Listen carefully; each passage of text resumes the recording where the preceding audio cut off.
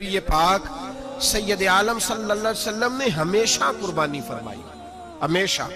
آج تو حضور نے ایک فرمایا، اللہ ہم سب کو حج کی توفیق عطا فرمائے اور بار بار حج کی توفیق دے۔ صحابہ نے 40 حج فرمائے ہیں، 50 حج فرمائے، حضرت فضیل بن عیاض نے 60 حج فرمائے۔ اللہ توفیق دے، قبول فرمائے اور اللہ سب کو بار بار وہ موقع نصیب فرمائے۔ تو نبی پاک صلی اللہ تعالیٰ علیہ وسلم نے حج ایک فرمایا، قربانی حضور جس دن مدینے آئے اس وقت شروع فرمائی، اور ہر سال حضور قربانی دیتے تھے، ہر سال 2 جانور ذبح فرمائے۔ یا رسول اللہ صلی اللہ تعالیٰ علیہ وسلم 2 کا کیا مقصد فرمایا؟ ایک میری طرف سے، ایک میری غریب امت کی طرف سے۔ یا رسول اللہ صلی اللہ علیہ وسلم کس طرف سے فرمایا؟ ایک میری طرف سے، ایک میری امت کی طرف سے۔ کبھی فرمایا ایک میری طرف سے، ایک میرے اہل بیت اور میری امت کی طرف سے۔ 2 جانور حضور نے ذبح فرمائے، اور پھر میرے حبیب پاک صلی اللہ تعالیٰ علیہ وسلم کے غلام مولا علی شیر خدا، ابن ماجہ کی روایت ہے، حضرت علی شیر خدا فرماتے ہیں کہ نبی پاک علیہ السلام 2 جانور ذبح کرتے تھے۔ خود حضرت علی کی جب باری آئی تو انہوں نے بھی 2 فرمائے۔ تو صحابہ نے پوچھا کہ علی 2 کیوں؟ 2 کس لیے؟ تو حضرت علی رضی اللہ تعالیٰ عنہ فرمانے لگے، مجھے میرے حبیب نے وصیت فرمائی تھی کہ علی تو نے 2 کرنے، ایک اپنی طرف سے کیا کرنا، ایک میری طرف سے کرنا۔ تو میں ایک اپنی طرف سے دیتا ہوں، ایک اپنے نبی پاک کی طرف سے دیتا ہوں صلی اللہ علیہ۔ 2 جانور۔ آپ لوگوں نے سنی ہوئی ہے یہ بات کہ مہینہ کھانا نہیں پکتا تھا حضور کے گھر میں۔ حضرت عائشہ فرماتی ہیں 3 چاند اور 3 سورج کٹھے کبھی نہیں دیکھے جب ساتھ روٹی بھی کھائی ہو، یعنی 3 دن مسلسل کبھی کھانا نہیں کھایا۔ قربانیاں کتنی دیں؟ بولیے۔ حضرت علی شیر خدا کا مکان کوئی نہیں اپنا، کوئی گھر نہیں بنایا۔ مولا کائنات شیر خدا، میں نے یہ بات پھر دہرا رہا ہوں، پہلے بھی میں نے عرض کی تھی، پکا کرنے کے لیے دہرا رہا ہوں۔ حضرت علی کا کوئی کاروبار نہیں بظاہر۔ بی بی صاحبہ فرماتی ہیں کہ کئی ہفتے صرف سرکہ اور کھجوریں۔ قربانیاں کتنی؟ اسی سارے صاحب لان ٹورے ہیں کہ ساڑھے تے لگ دیئے کہ نہیں، پکا۔ اور پھر جب بات ہوتی ہے دینے کی تو ماحول اور ہوتا ہے، جب لینے کی باری ہوتی ہے تو ماحول اور ہوتا ہے۔ قربانی واجب ہے اس شخص پر جس کے پاس 52.5 تولے چاندی یا 7.5 تولے، لیکن میں 7.5 تولے والا فتویٰ نہیں دیتا، میں 52.5 تولے چاندی والا فتویٰ دیتا ہوں، اس لیے کہ 52.5 تولے چاندی تو شاید تولہ یا 1.5 تولہ سونے کے برابر ہی ہو جائے، ٹھیک ہے نا جی؟ تو 7.5 تولے سونا 50-60 ہزار روپیہ جس آدمی کے اکاؤنٹ میں موجود ہے وہ قربانی کرے۔ بلکہ امام شافعی رحمۃ اللہ علیہ فرمایا کرتے تھے جس نے 3 کمروں کو تالا لگایا ہوا ہے وہ 3 کمرے فارغ ہیں، اس کے کسی کام کے نہیں، ان کی قیمت کا حساب لگائے۔ اور چھت پہ سٹور بنا دیا ہے، کوئی مطلب نہیں اس کا، اور جو ویسے رکھی ہوئے ہیں کوئی معنی ہی نہیں کمرے کا، فرماتے تھے حساب لگائے، قربانی کرے۔ رب کریم کی بارگاہ میں دینے کا جب معاملہ آیا تو تم گول کر گیا کام۔ میرے رسول کائنات سرور عالم صلی اللہ علیہ وسلم کا جب اپنے لیے چیزیں استعمال کرنے کا ماحول ہے تو محبوب پاک علیہ السلام نے مہینہ روٹی نہیں پکائی۔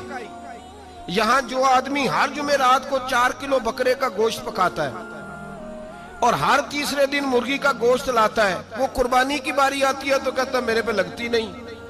وہ ٹھیک ہے ابا جی لے آئے، ابا جی کی طرف سے قربانی ہے، اس دفعہ ابا جی کی، اگلی دفعہ اماں جی کی، اس سے اگلی دفعہ دادی جی کی۔ او خدا کے بندو، جس آدمی کے پاس پیسے ہیں پہلے اپنی قربانی واجب ہے۔ میری بات کی سمجھ آ رہی ہے عزیزوں کو؟ جو آدمی صاحب استطاعت ہے پہلے کس کی قربانی کرے گا؟ وہ کمائی کرتا ہے، اس کے اپنے اکاؤنٹ میں تنخواہ آتی ہے، ابا جی کے اکاؤنٹ میں نہیں آتی۔ اس نے اپنا بینک بیلنس چوری بھی رکھا ہوا ابا جی سے۔ پہلے اپنی قربانی کرے، اگر اس کو شوق ہے، دل کرتا ہے تو ایک اور خریدے، پھر ابا جی کی طرف سے کرے۔ اگر اللہ نے توفیق دیا تو ایک اور خریدے، اماں جی کی طرف سے کرے، اور اگر اس کے دل کو اللہ ٹھنڈک عطا کرے، سکون کرے تو پھر اپنے رسول کی طرف سے بھی قربانی دے، پھر اپنے محبوب کی جانب سے بھی قربانی کرے۔ نبی پاک صلی اللہ تعالیٰ علیہ وسلم نے ہر سال 2 قربانیاں دی، 10 سال، کل کتنی ہوگی 10 سالوں میں؟ بولیے۔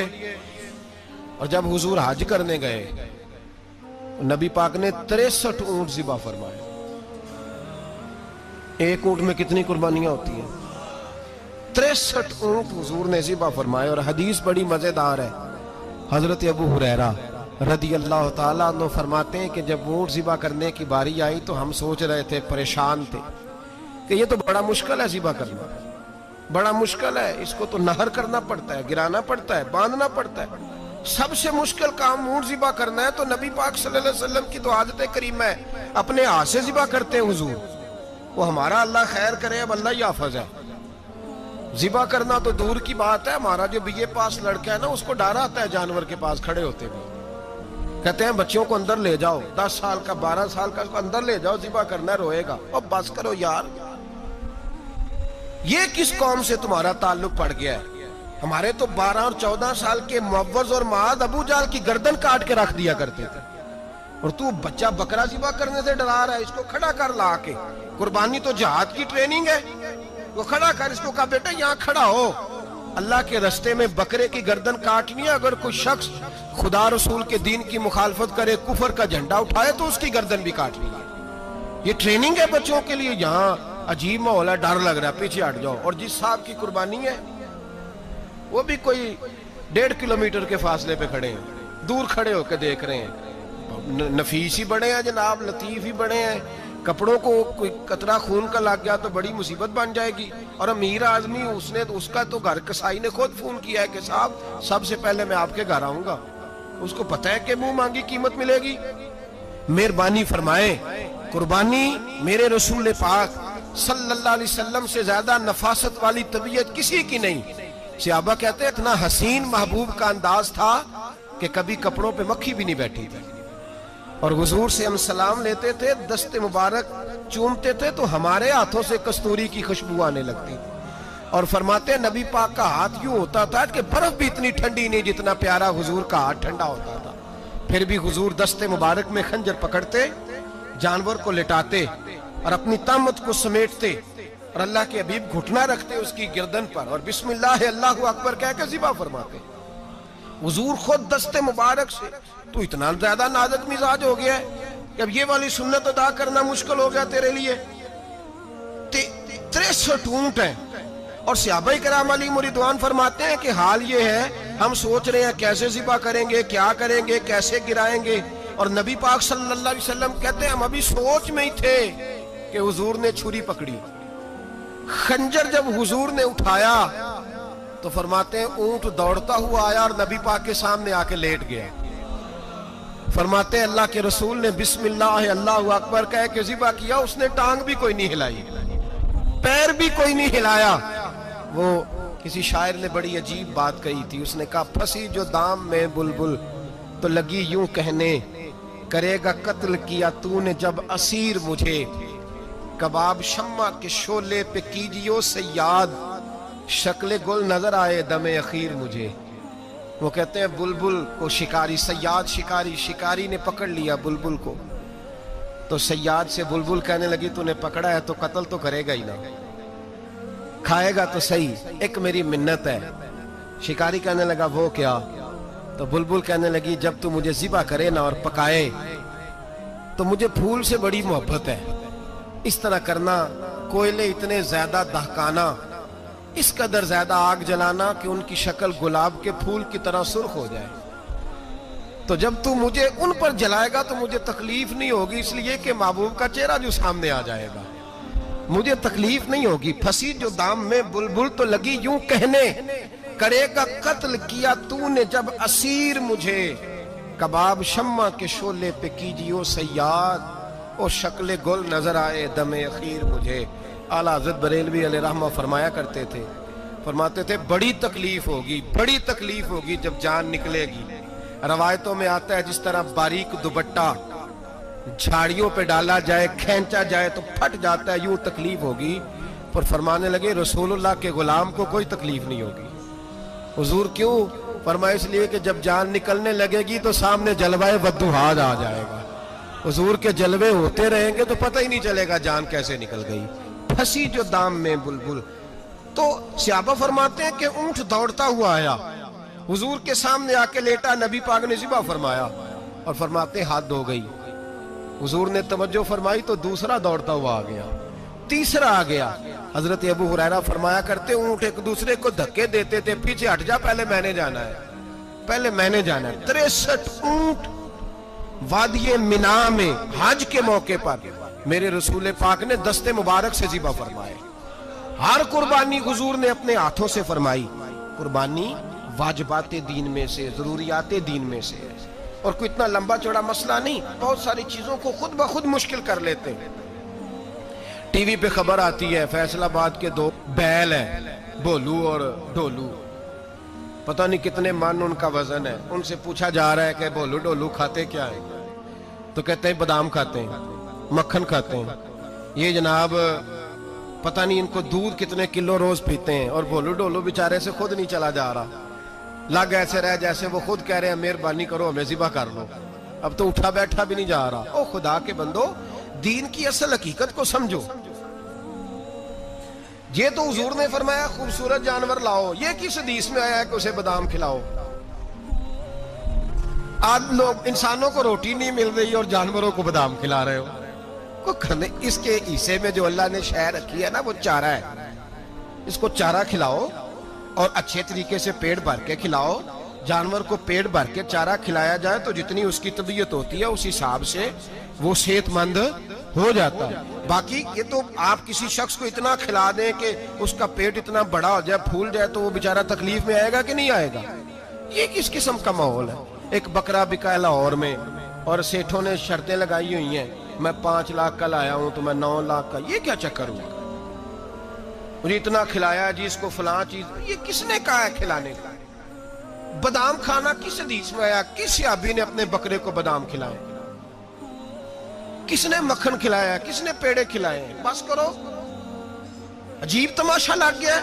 اور یہاں تو اتنی بری حالت ہو گئی ہے کہ عورتیں ناچنے لگی ہیں قربانی کے جانوروں کے آگے, بیبیاں بیچنے لگی ہیں. اللہ کے غضب کو آواز نہ دو. یہ قربانی ہے کہ ہر چیز کا, مذہب کی ہر شے کا مذاق بنا دیا ہے. جس دین نے عورت کی اپنی قربانی بھی ہو تو اس کو ذبح کرنے کی اجازت نہیں دی, مرد ذبح کرے گا. جو دین کہتا ہے کہ عورت ذبح نہیں کرے گی, وہ عورت بیچ سکتی ہے اللہ کے جانور. یہاں جس کا میں نے رمضان میں بھی کہا تھا, پھر بات دہراتا ہوں, سارا سال ناچتے گاتے ہیں, اور عید کا موقع آتا ہے تو 2-4 مولوی بٹھا کے وہ دین سکھانا شروع کر دیتے ہیں. کوئی پتہ ہی نہیں, کوئی خبر ہی نہیں. جس بوتل میں کل تک شراب بک رہی تھی اسی میں دودھ پلاؤ گے؟ جس برتن میں کل تک پیشاب تھا اس میں آج لوگوں کو شہد پلاؤ گے؟ بس کرو, یہ مذاق نہیں, یہ رسول اللہ کا دین ہے. نبی پاک سید عالم صلی اللہ تعالی علیہ وآلہ وسلم نے کوئی ذمہ عورت کے کوئی چیز نہیں لگائی ایسی جس میں اسے مردوں کے ساتھ شامل ہونا پڑے. اور عورت سمجھ نہیں رہی کہ یہ اس کی تذلیل ہے, عزت نہیں. صابن بک رہا ہے تو ساتھ بی بی کھڑی ہے, شیمپو بک رہا ہے تو عورت اس کی جو ہے وہ ایڈ دے رہی ہے. یہ عزت ہے عورت کی؟ رسوا کر دیا تم نے ہر شے میں عورت. اب قربانی کے جانور بھی بی بی بیچے گی؟ غیرت کہاں گئی اس قوم کی؟ میرے رسول پاک سرور دو عالم صلی اللہ تعالی علیہ وسلم کو کسی نے آ کے کہا فلاں قبیلے کے لوگوں نے عورت کو سربراہ بنایا ہے, عورت کو آگے لگا لیا ہے. فرمایا تباہ ہو گئے وہ لوگ, انہوں نے عورتوں کو اپنے آگے پیشوا بنا لیا. جس رب نے عورت کو نبوت نہیں دی, امامت کرنے کا حق نہیں دیا, کس چکر میں لوگ پڑ گئے؟ 5 لاکھ کا جانور کس لیے لائے ہو؟ 5 لاکھ کا تفاخر کے لیے, دکھانے کے لیے؟ تو اگر 50,000 کا 60,000 کا بھی جانور لاتا تو اچھا آ جاتا. اور 50,000 کا جانور لائیں تو 5 لاکھ میں کتنے آتے ہیں بولے؟ تو 10 جانور ذبح ہوں گے تو کتنے غریبوں تک گوشت جائے گا, کتنے گھروں کا بھلا ہوگا. ہر چیز کا چکر الٹا کر دیا گیا ہے. اور صرف حج کے لیے ہوتی تو میرے رسول پاک ہر سال قربانی نہ کرتے, اور میرے نبی پاک قربانی دینے کا حکم. ایک اور بات بڑی لوگ پوچھنے لگے, کہتے جی گائے کی ہوتی ہے, بھینس کی بھی ہوتی ہے کہ نہیں؟ چلو جی اب نئی بات نکل آئی. حدیث پاک میں لفظ آیا اونٹ کا, نبی پاک نے فرمایا بکرا 1 سال کا, گائے 2 سال کی, اونٹ 5 سال کا. حدیث میں لفظ آ گیا اونٹ کا. آپ کو بندہ کہے پہلے بتائیں نر کا کہ مادہ کا, تو میں کدھر سے آپ کو حدیث نکال کے دوں جس میں نر بھی اور مادہ علیحدہ علیحدہ ہو؟ حدیث پاک میں ذکر آ گیا دمبے کا، مینڈے کا. اب باقی جو سارے جاگ رہے ہیں نا، اب غور فرمائیں، باقی ایک بکرا ہے، ایک چترا ہے، ایک دمبا ہے، ایک دیسی بکرا ہے، ایک پہاڑی بکرا ہے، تو علیحدہ لفظ کہاں سے نکال کے دیے جائیں؟ یہ ساری انواع ہیں، اقسام ہیں، نوع ہیں. اسی طرح بھینس بھی گائے کی ایک قسم ہے. امام اعظم ابو حنیفہ فرماتے ہیں نوع منہ، یہ اس کی ایک قسم ہے، نوع میں سے ہے، گائے کی نوع میں سے ہے. آپ عام لفظ بولتے ہیں تو کہتے ہیں بکرا چترا گائے بھینس، عام لفظ ہے نا. تو جب گائے کہہ دیا تو اب کو بندہ کہے گائے آیا تو پہلے بتائیں گائے تو ہے تو اس میں بیل شامل ہے کہ نہیں؟ تو گائے کی جتنی قسمیں ہیں نا، ہمارے محدثین بھینس کو گائے میں شامل کرتے ہیں. بھینس گائے کی ایک قسم ہے. تو نبی پاک صلی اللہ علیہ وسلم نے جب گائے کا لفظ استعمال کیا تو بھینس اس کے اندر آ گئی. تو اگر گائے کی قربانی جائز ہے تو بھینس کی قربانی بھی جائز ہے. اگر بیل کی قربانی جائز ہے تو کٹے کی قربانی بھی 100% جائز ہے. اس کے اندر 7 حصے ڈالے جائیں گے، اسے قربان کیا جائے گا، یہ جائز ہے. اگر آپ صریح لفظ نکال کے دکھانے کو کہیں گے تو پھر تو بڑی چیزوں میں لوگ الجھ جائیں گے. پھر کیسے نکالا جائے گا خسی کی جائز ہے کہ نہیں، جو خسی نہیں اس کی جائز ہے کہ نہیں، فلاں کی. تو ان تفصیلات، ہاں بہت ساری چیزوں کی تفصیلات حدیث میں ہیں لیکن ساری چیزوں کی موجود نہیں. اس لیے میرے عزیز یاد رکھیں، بھینس کی قربانی بھی ہوگی، گائے کی بھی ہوگی، بیل کی بھی ہوگی، کٹے کی بھی ہوگی. جن کی نہیں ان کی نہیں. ہم نے کبھی کہا ہرن کی قربانی بھی ہوگی یا مرغی کی قربانی بھی ہوگی. تو حدیث مبارکہ کے اندر جو چیزیں موجود ہیں ان کی جتنی اقسام ہیں ان سب کی قربانی کرنا ہاں جائز ہے. اور میرے نبی پاک صلی اللہ علیہ وسلم نے فرمایا جانور خوبصورت ہو، لنگڑا نہ ہو، کانا نہ ہو، زخمی نہ ہو، خوبصورت جانور لاؤ، اس کو لا کے ذبح کرو. لوگ کہتے ہیں چلو اتنے پیسے اللہ کے راستے میں دے دیں تو یہ کافی نہیں کافی. مسلم شریف میں، بخاری شریف میں میرے نبی پاک سید عالم صلی اللہ تعالی علیہ وسلم نے فرمایا 10 ذی الحج کو اللہ کی نظر میں ابن آدم کا سب سے پسندیدہ عمل. لیکن نا 10 ذی الحج کو، کل 10 ذی الحج ہے تو بڑے کام ہوں گے. فجر کی نماز بھی ہوگی، تکبیرات تشریق بھی پڑھی جائیں گی. آج فجر سے شروع ہو گئی نا، 9 کی فجر سے لے کر 13 کی عصر تک تکبیرات تشریق پڑھی جائیں گی. اللہ اکبر، اللہ اکبر، لا الہ الا اللہ واللہ اکبر، اللہ اکبر وللہ الحمد، اللہ اکبر، اللہ اکبر، لا الہ الا اللہ واللہ اکبر، اللہ اکبر وللہ الحمد، اللہ اکبر، اللہ اکبر، لا الہ الا اللہ واللہ اکبر، اللہ اکبر وللہ الحمد. کوشش کریں جب بھی پڑھیں 3 بار پڑھیں. تکبیرات تشریق بھی پڑھی جائیں گی. فجر کی نماز بھی کل ہوگی، عید کی نماز بھی ہوگی، لوگ اور بھی کوئی ذکر اذکار کریں گے. لیکن میرے نبی پاک صلی اللہ علیہ وسلم نے فرمایا 10 ذی الحج کو اللہ کو اپنے بندے کا جو کام سب سے زیادہ پسند ہے وہ یہ ہے کہ وہ اللہ کے راستے میں جانور کا خون بہائے. حالانکہ نمازیں بھی ہیں، اذکار بھی ہیں، تکبیرات بھی ہیں، سارا کچھ ہے، پر اللہ کو سب سے زیادہ کیا پسند ہے؟ جانور کو قربان کرنا. یہ اللہ کو بڑے خوبصورت لفظ نبی پاک علیہ السلام نے فرمایا قربانی کا جانور قیامت کے دن اپنے سینگوں اور کھروں سمیت آئے گا، اور جس نے قربانی کی ہوگی اس کی بخشش کروا کے اسے جنت میں لے کر جائے گا. تو فرمایا ابن آدم کا سب سے پسندیدہ عمل یہ، سب سے پسندیدہ، کہ وہ 10 ذی الحج کو قربانی کریں، کوشش کریں خود ذبح کریں اپنا جانور. یہ حضور کی سنت ہے. یہ نہ ہو سکے تو نبی پاک صلی اللہ علیہ وسلم نے اپنے ہاتھوں سے ذبح کرنے لگے حضرت فاطمہ کا جانور. تو فرمایا فاطمہ ادھر آ کے اس کے پاس کھڑی ہو جاؤ، میں تمہارا جانور ذبح کرنے لگا ہوں. اپنے جانور کے پاس کھڑے ہوں.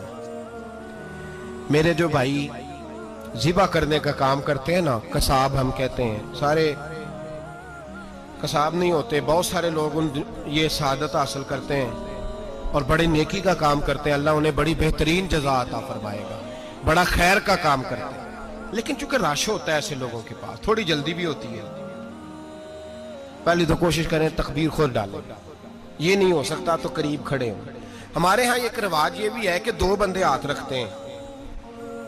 ذبح وہ کر رہا ہوتا ہے تو جس کی قربانی ہوتی ہے اس کو کہتے ہیں تو بھی ساتھ ہاتھ رکھ. ہوتا ہے نا جی بہت ساری جگہوں. اب حکم یہ ہے شریعت اسلامیہ کا کہ جب جانور ذبح کریں گے تو پڑھیں گے بسم اللہ اللہ، بسم اللہ اللہ۔ ہاں نبی پاک صلی اللہ علیہ وسلم نے لمبی دعا پڑھی، صحابہ بھی لمبی دعا، انی وجہت وجہی للذی فطر السماوات والارض حنیفا وما انا من المشرکین، یہ بھی پڑھا۔ اور پھر میرے رسول پاک صلی اللہ علیہ وسلم نے یہ بھی کہا کہ اللہ میری طرف سے قبول فرما، میری امت، میری اہل بیت کی طرف سے قبول فرما۔ صحابہ جب جانور ذبح کرنے لگتے پہلے یہ دعا پڑھتے، پھر کہتے اللہم تقبل منا کما تقبلت خلیل کا ابراہیم علیہ السلام وتقبلت حبیب کا محمد صلی اللہ علیہ وسلم، اے اللہ ہم سے بھی قبول فرما جیسے تو نے حضرت ابراہیم سے قبول فرمائی اور جیسے اپنے حبیب حضرت محمد صلی اللہ علیہ وسلم سے قبول۔ یہ ساری دعا پڑھی، اور جب جانور ذبح کرنے لگے تو پھر پڑھیں بسم اللہ اللہ، بسم اللہ اللہ۔ اچھا دو آدمیوں نے ہاتھ رکھا ہوا ہے، دو آدمیوں، اب اگر ایک نے بھی نہ پڑھی بسم اللہ اللہ اکبر تو جانور حلال نہیں ہوگا، دونوں کو پڑھنا پڑے گا۔ یہ مسئلہ یاد رکھیں۔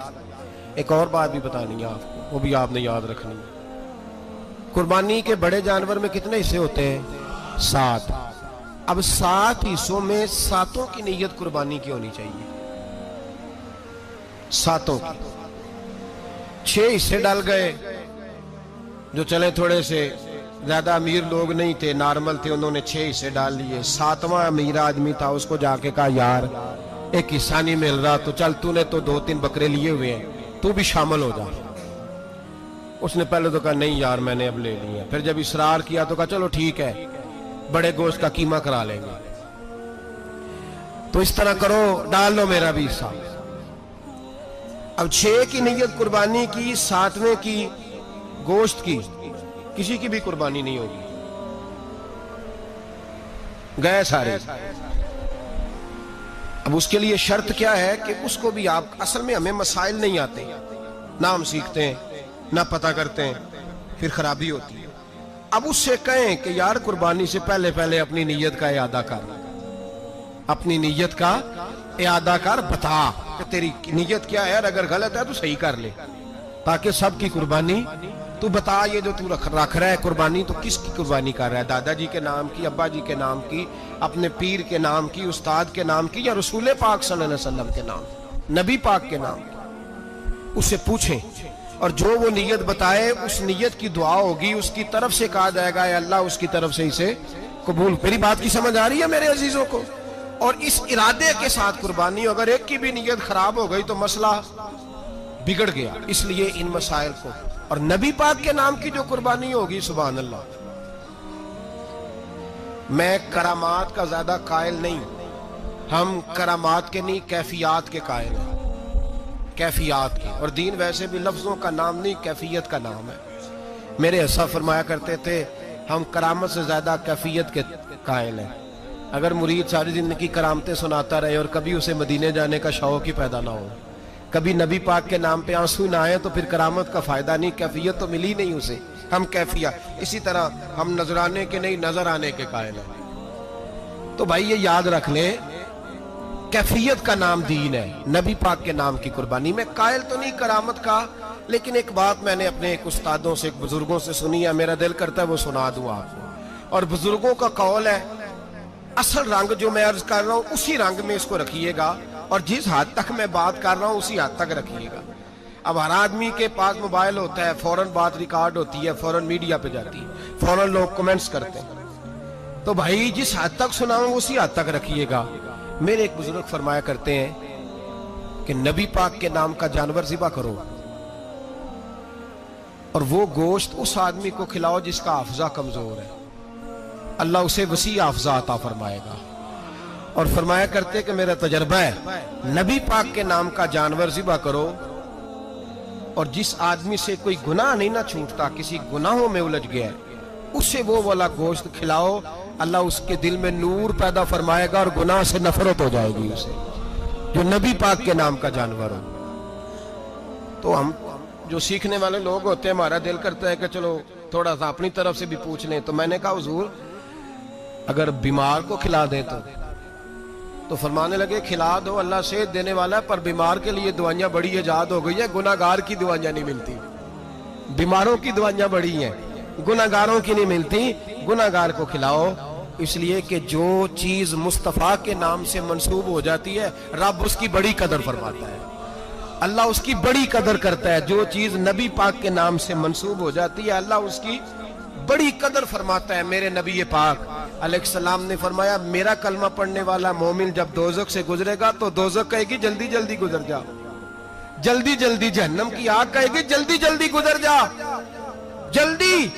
तो मोमिन कहेगा तू तो आ गया, तुझे क्या बात हुई, पुल सिराज से गुजर रहा है, क्या मसला हुआ। उसके पास से गुजर रहा है दोज़ख के, तो पास से गुजरते वक्त भी कहते हो जल्दी गुजर जा, कहीं ऐसा ना हो कि तेरे नूर की चमक मेरी आंख को ही ठंडा कर दे। ये शान है उनके गुलामों की, तो सरकार का आलम क्या होगा। तो मेरे रसूल पाक अलैहिस्सलाम से जो शय मंसूब हो जाती है उसकी अल्लाह बड़ी कदर फरमाता है, जभी तो हमारी कदर है। अल्लाह फरमाता है कुन तुम खैरा उम्मतिन, तुम जिस तरह के भी हो सबसे अफजल, इसलिए कि मेरे मोहम्मद का कलमा जो पढ़ते हो सल्लल्लाहु अलैहि। तो कुर्बानी करें, अच्छी नीयत के साथ करें, खुलूस के साथ करें। कुर्बानी के गोश्त के 3 हिस्से कर दें। एक देना है खालस गरीब लोगों को, जी क्या देना उनको, जी गरीबों को क्या देना है, नाल झिड़का नहीं देनियां 250 आ भी गए हो तुसी, अजे तो खल भी नहीं लाई, झिड़का नहीं देनियां, और जो तेरे दरवाजे तक चल के आ गया। और अल्लाह पाक से डरा कर, बस ये सोच के उसने तुझे देने वाला बनाया है। भाई ये सोच कि कोई किसी के दरवाजे तक नहीं जाता, ये सोच वो बड़ा बेनियाज है, कुछ का कुछ कर देता। तेरे दरवाजे तक आ गया ना, बस ठीक हो गया। तू समझ कि उसने तुझे बड़ी इज्जत दी है, तेरे दरवाजे तक छापर लेके आया, झिड़के ना दे, उत्ते बह जा, तू आ भी गया है, ऐसे ना कर, ऐसे ना कर, बिल्कुल। बस जो आ गया है ना उसको इज्जत दे, वकार दे। गरीब को गोश्त देना है, 7 झिड़के नहीं देनी। और उसको बड़ी अजीब बात है, चौधरी साहब बैठे हुए हैं, 2 पंखे चल रहे हैं, और उन्होंने जनाब बड़ा सोफा रखा हुआ है और टप में गोश्त रखा हुआ है, और गरीब आदमी लाइनों में लगे हुए हैं। थोड़ी देर के बाद में चाय पीनी चाहिए। बस कर यार, बस कर, बेपरवाही वे एक सज्जन दी जिथे किसे दी पेश ना जावे, उन्हें ताजा वाले दर दर रोले ते मंगते तख्त बिठावे। डर उसकी बेनियाजी से, देख जो तेरे दरवाजे तक आ गया, बस आ गया, इतना ही काफी है, इतना ही काफी है, और इसी पे इक्तिफा कर। और कसाई से भी मेरी गुजारिश है कि फटाफट जिबा करना है, अगले घर भी जाना है। जानवर में अभी जान होती है तो खलड़ी उतारनी शुरू कर देते हैं, जुल्म है। जिस महबूब ने फरमाया है कि जानवर के सामने जानवर जिबा ना करो, जिन्होंने कहा कि जानवर के सामने छुरी तेज ना करो, उन्होंने तुम्हें कैसे इजाजत मिल गई हो। भाई कुछ नहीं होता, अल्लाह खैर करेगा। और आप भी कसाई की मिन्नत करें, लड़ाई नहीं करें, गुजारिश करें, कहीं जरा ठहर जा यार, 2 मिनट ठहर, ठंडा होने दे, इसे ठंडा होने दे। जिंदा आदमी की खाल उतारें तो कितनी तकलीफ होती है, इतना जुल्म। मैंने देखा उसी वक्त उसने लटका दिया, पैर काटने लग गया, फटाफट ना, ठंडा होने दें। नबी पाक सल्लल्लाहु अलैहि वसल्लम ने मना फरमाया, जानवर ठंडा हो का गोश्त बनाए अच्छे तरीके से, कुछ नहीं होने लगा, कोई मसला नहीं है ऐसा। वो जो हमारे यहाँ मशहूर है ना, ईद वाले दिन रोजा होता है तो कुर्बानी के गोश्त से खोलना है, रोजा कोई नहीं होता। बस इतनी बात है कि अच्छी बात है, मुस्ताहब है, अच्छा फेल है कि आप सबसे पहला खाना कुर्बानी का गोश्त ही खाएं। तो शुगर वाले बेचारे की शुगर लो हुई है, गोश्त मिलेगा 5 बजे, वो तो मर जाएगा। तो कोई जरूरी नहीं, वो खाना खाए जो घर में मौजूद है, नाश्ता वो करे, कोई ऐसी बात नहीं। गोश्त बन जाए तो वो खा ले, कोई रोजा नहीं, ईद वाले दिन कोई रोजा नहीं होता। यौम अरफा का रोजा है, ईद वाले दिन का कोई रोजा नहीं। बहरहाल उस गोश्त के 3 हिस्से करें, एक खालस गरीब आदमी को, दूसरा रिश्तेदारों को, अजीजों को, पड़ोसियों को, तीसरा घर में रखें, इस्तेमाल करें, खाएं। सारा गोश्त घर में रखना भी जायज है और सारा बांट देना भी। मैंने पिछले जुमे भी कहा था, फिर याद कराता हूं, जो लोग कुर्बानी करते हैं ना, वो वाले लोग हैं जिनके घर में आज भी गोश्त पकेगा। कुर्बानी देने वाले वो लोग हैं जो हफ्ते में हर 3 दिन गोश्त खाते हैं, फल भी खाते हैं। तो आप तो सारा साल खा रहे हैं, हर जुमे वाले दिन 3